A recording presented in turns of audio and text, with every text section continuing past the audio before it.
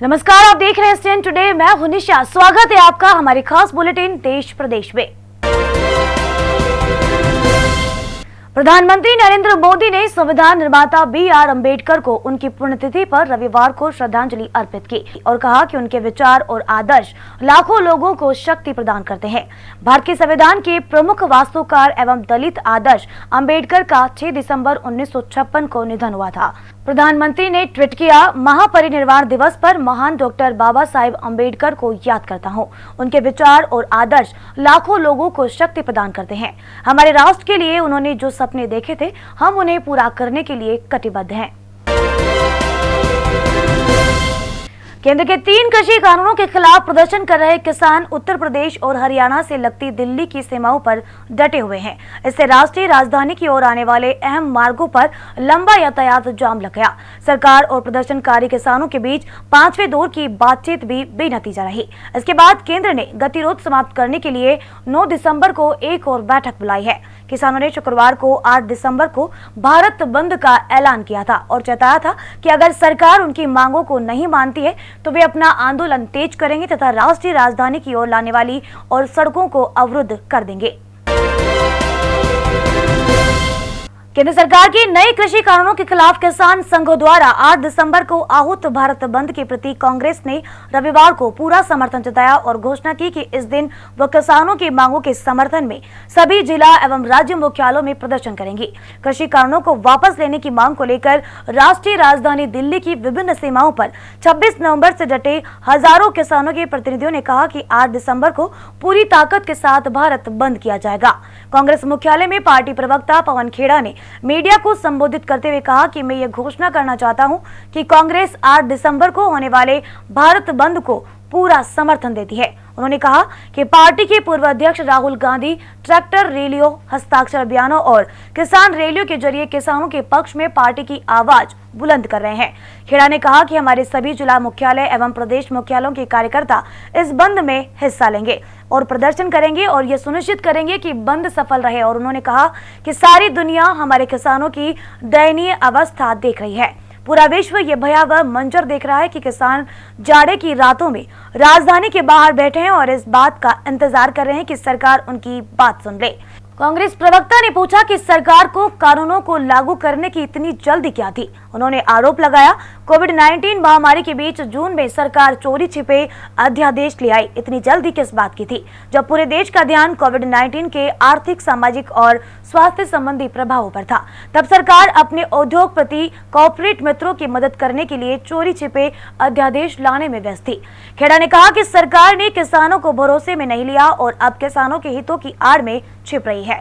उन्होंने कहा कि यदि आपको वाकई में किसानों के हितों की चिंता होती तो आपने इन विधेयकों को लाने से पहले उनकी सलाह ली होती।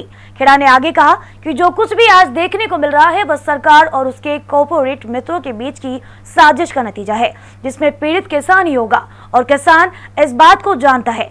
शनिवार को प्रदर्शनकारी किसानों और सरकार के बीच वार्ता बेनतीजा रही।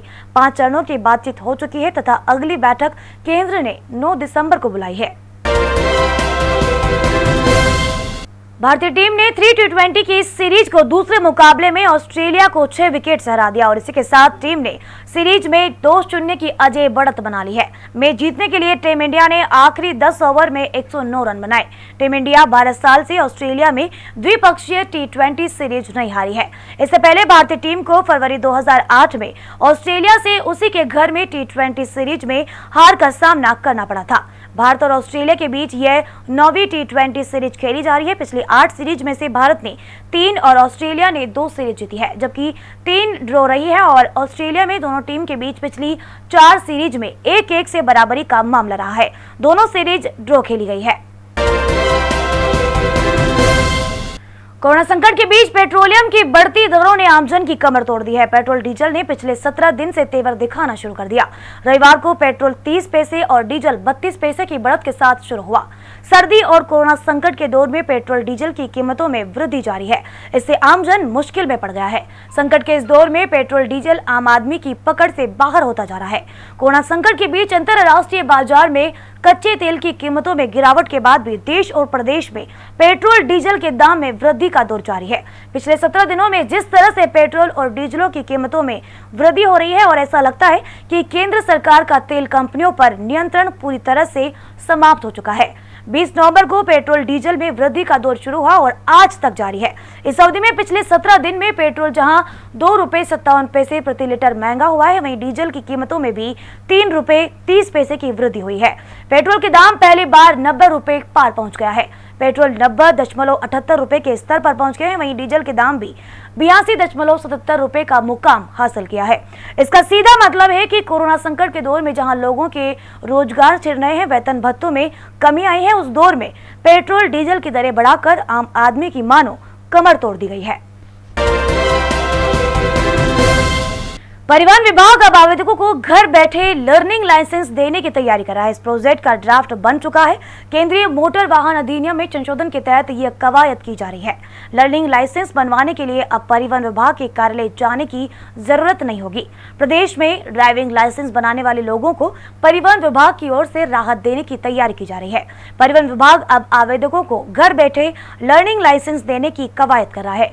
केंद्रीय सड़क एवं परिवहन मंत्रालय की ओर से हरी झंडी मिलने के बाद इसे प्रदेश में लागू भी कर दिया जाएगा। इसके तहत विभाग लर्निंग लाइसेंस के लिए टेस्ट ऑनलाइन घर बैठे ही कंप्यूटर पर लेने की व्यवस्था करने जा रहा है। ये पूरी प्रक्रिया के लिए सॉफ्टवेयर में संशोधन किया जाएगा। फिर लर्निंग लाइसेंस में पूछे जाने वाले प्रश्न आवेदक के पास ऑनलाइन भेजे जाएंगे। प्रश्नों के सही जवाब देने पर पास होने के बाद लर्निंग लाइसेंस आवेदक को ऑनलाइन ही भेज दिया जाएगा। इस पूरी प्रक्रिया के शुरू होने पर आवेदकों को घर बैठे ही लाइसेंस मिल सकेगा। उन्हें भीड़ भाड़ में आरटीओ कार्यालय की बार बार चक्कर भी नहीं लगाने पड़ेंगे। परिवहन आयुक्त रवि जैन ने बताया कि यह कवायद इसलिए की जा रही है क्योंकि लर्निंग लाइसेंस बनवाने में आवेदक को किसी भी तरह का फिजिकल टेस्ट देने की जरूरत नहीं होती। आवेदक को कार्यालय आकर भी स्क्रीन पर सड़क सुरक्षा से जुड़े सवालों के जवाब देने होते हैं और यही जवाब वह ऑनलाइन भी घर बैठे अपना कंप्यूटर पर दे सकते हैं। ऐसे में यह विकल्प उनके लिए उपयोगी साबित होगा। राजधानी दिल्ली में स्थित अंतर्राष्ट्रीय हवाई अड्डे पर कस्टम विभाग के अधिकारियों ने 6 लोगों को गिरफ्तार किया। असल में तस्कर देश में सोने की तस्करी करने का प्रयास कर रहे थे और कुछ सोना उन्होंने अपने शरीर में भी छिपा रखा था। इन लोगों के पास से अधिकारियों ने तस्करी के माध्यम से लाई गई विदेशी सिगरेट भी बरामद की है। तस्करी की कुल सामान की कीमत 1.79 करोड़ रुपए की आंकी गई है और इस बात की जानकारी एक आधिकारिक बयान में दी गई है। सीमा शुल्क की ओर से जारी बयान में कहा गया है कि अधिकारियों ने दुबई से आए लोगों में से 10 यात्रियों को रोका और उनकी तलाशी ली गई थी। इसमें कहा गया कि इन लोगों के सामान की गहन तलाशी ली गई है, जिसमें विभिन्न ब्रांड की विदेश निर्मित 7.52 लाख सिगरेट मिली थी, जिनकी कीमत करीब 1.15 करोड़ रुपए आंकी गई है और इस मामले में 6 लोगों को भी गिरफ्तार किया गया है, से पूछताछ जारी है।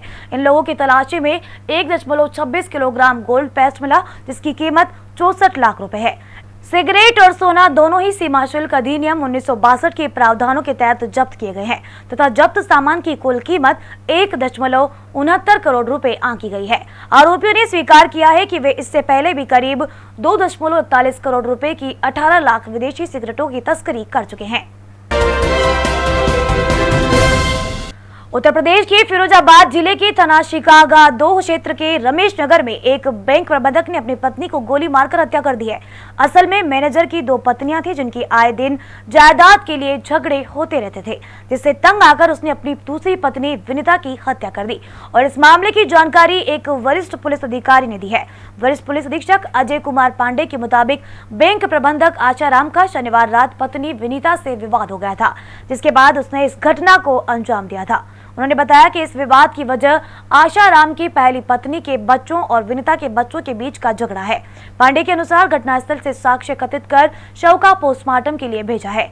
शिकागो के क्षेत्राधिकारी बलदेव सिंह ने बताया कि विनीता के पुत्र अंकित की तहरीर पर पिता आशाराम और उनकी पहली पत्नी के पुत्र सुमित कुमार के खिलाफ मामला दर्ज किया गया है।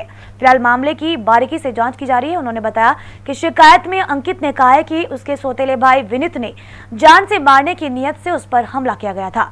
इसके बाद पिता और भाई सुमित ने मिलकर मां की गोली मारकर हत्या कर दी, जिसके चलते उसने न्याय और उचित जाँच की मांग की। फिलहाल पुलिस पूरे मामले की छानबीन कर रही है।